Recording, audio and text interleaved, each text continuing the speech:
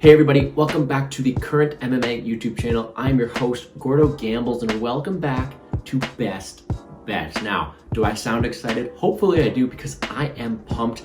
UFC London is the card we're talking about today, and I've been looking forward to this one for a very long time.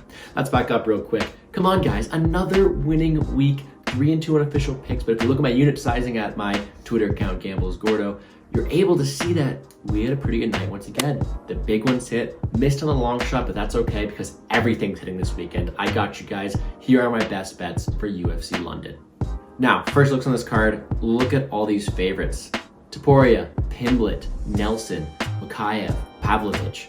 You have some big favorites this week, and sometimes that's good if you want to be a chalk boy, but that's really hard for me to give out best bets. Real quick, I don't want to talk about it too long. I want to talk about my two favorite parlay pieces. It's going to be Topuria and Wood. That's going to be a big play of mine. You can add Paddy Pimblett in there as well. Those are my three favorites. I don't think they get it done. I'm not going to spend too much time wasting on that. That's not going to be an official play. If you guys want to know any parlay pieces for me, those are three I'm really liking. Now, if I would have made this video, let's say 3 days ago when Jack Shore was still plus 150, he would have been my moneyline play and my favorite play of the week. Problem is, he is not anymore. I think if he can get plus money, I think he still wins.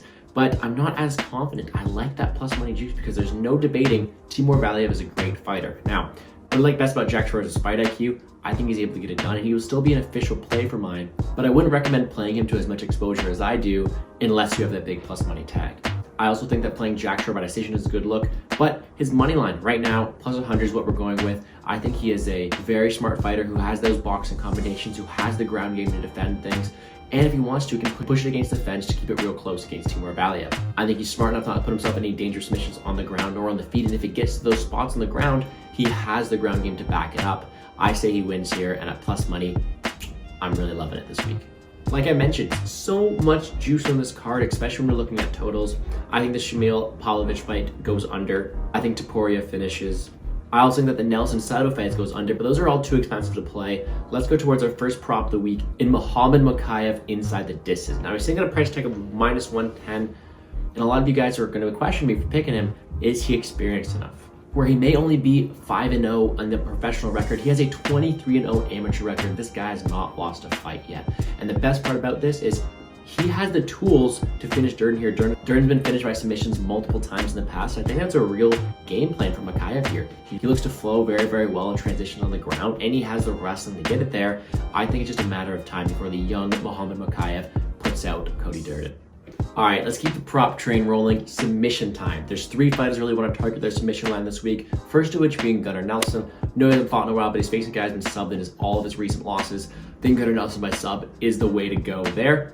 Next up, Paul Craig, plus 450 to subline. I think that's his major win condition. I think that fight's going to finish. Paul Craig is a typical killer to be killed fighter, and that grappling arsenal is immaculate. So I also think at plus 450, you're getting so much value, but right in the middle of them, my favorite sub prop of the week is Paddy Pimblett. Sitting at plus 200, he has the definitive ground advantage here, and he has a lot of subs on his record. That's usually how he goes and does it. I know he went out there, got a KO his first time out, but don't worry, his ground game is one of his best assets, and I think at plus 200, you are getting a steal.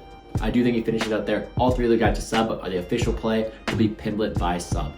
Like I've been saying all video long, it's a chalky card, so let me try to find one more value play for you guys. I'm gonna take Mach 1 Americani at plus 165. And this is a tough one for me because I think that Mike Grundy's live here, but this line is getting way too wide.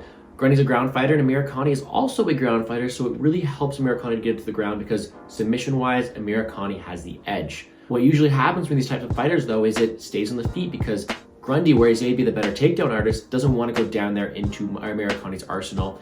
On the feet, I think that Americani has a boxing edge. The problem is I don't think he has the cardio to back it.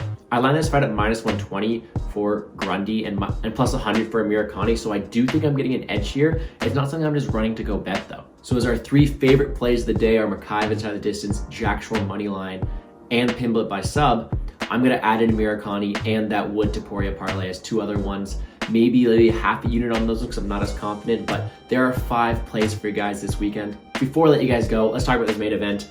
I think if you got Tom Aspinall plus money, you are in very good hands. I think he's a very good fighter with a lot to prove. The problem is I don't like backing him at chalk. He hasn't been testing those later rounds. Volkov's a durable guy with that range. There's still a lot to see from Aspinall. Plus money, yes, it's worth it. Minus 130, I don't know if it is as much. I'm going to take Aspinall, but not as an official play. All right, one last recap. Jack Shore money line, Muhammad Makayev inside the distance, Paddy Pimblett sub, and then on a tier below, we have a Murakami money line and a Taporia Wood parlay. If you guys want to know anything else that I'm playing, check me out on Twitter at Gordo Gambles, or if you want to see a DFS side of things, at Plays and Fade Sports on YouTube. I'll be posting all my official plays there Saturday morning, so if you want to see who I'm playing, check me out.